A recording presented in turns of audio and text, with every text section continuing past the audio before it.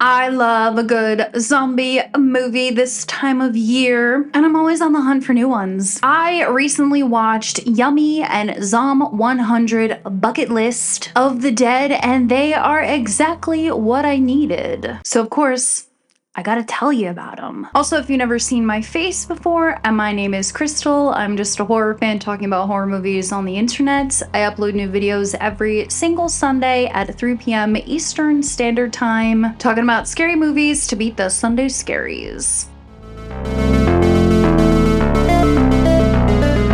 Starting off with the Belgian film Yummy with their iconic tagline of facelifts, boob jobs, and zombies. It's an orgy of blood, violence, and fun in which a young couple travel to a shabby Eastern European hospital for plastic surgery, and once there, things unravel. It was written by Lars Demasokes and written by Demasokes and Evelina Hagenby. I would consider this film a comedic horror movie, but it did bring so much gore, brains, and guts at every single turn. The setting of this movie is mostly inside the hospital, and I am always down for a shabby hospital setting for my zombie movies. One of our main characters is bringing her boyfriend and her mom to this hospital to get plastic surgery, but that doesn't end up happening because, of course, zombies. The catalyst for the entire film is when one of the main characters stumbles into a part of the hospital to see a woman strapped to a gurney with a face mask on, and he tries to help her, not knowing that she is infected and most likely patient zero. She, of course, escapes and goes after anyone and everyone. So our characters consist of the one who wants plastic surgery, her mom, her boyfriend, two other patients, a couple doctors, a hospital worker, and this other woman who is apparently the brains behind this entire operation. It is revealed that the hospital is a cover-up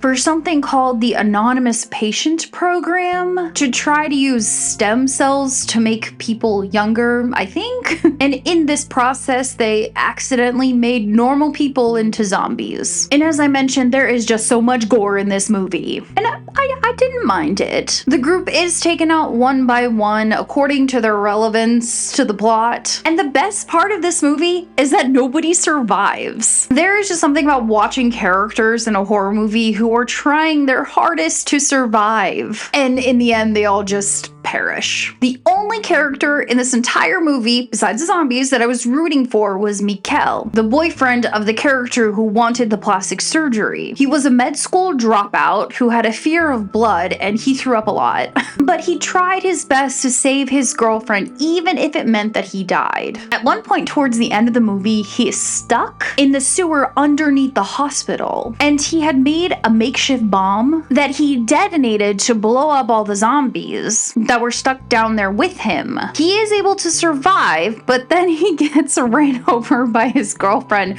because she thought he was a zombie. There were some moments in the film that really didn't make a ton of sense. Like there was this weird frog lizard thing that was never explained. There's also one particular scene at the end of the movie where this hospital worker attacks the main character in the back of a car.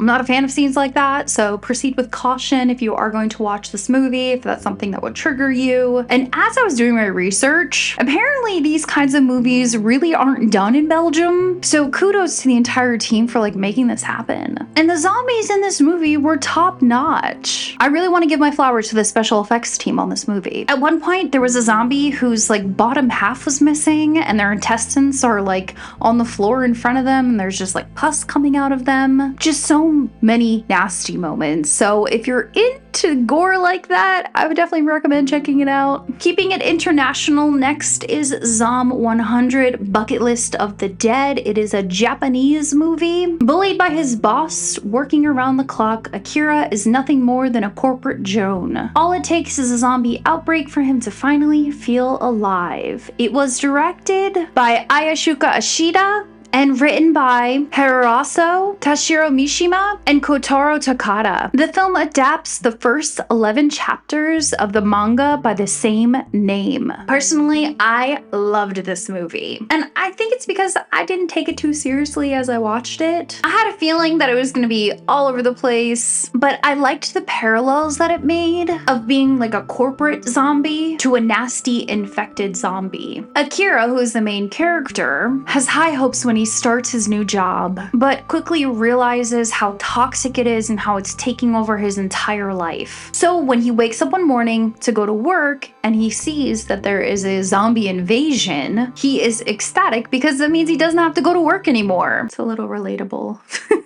He then decides to write out a bucket list of 100 things he wants to do before he becomes a zombie. Things like relax in a hot spring, have a drink with a flight attendant, clean his room, dye his hair. Just very cute little innocent things in my opinion. And as he is checking things off his list, he rescues his best friend. And they also meet another survivor, and they all start to help Akira check off the things on his list. Akira tells them that he wants to get a shark suit to protect him from zombie bites. So the three of them make their way to the city's aquarium. But once they get there, they run into his old boss, who has become this sort of a dictator over the other survivors inside this aquarium. After a few days of living under his old boss's reign, his friends knock some sense into him, and they decide to leave, but of course the zombies have gotten inside. After blowing up a zombie shark, yes, a zombie shark,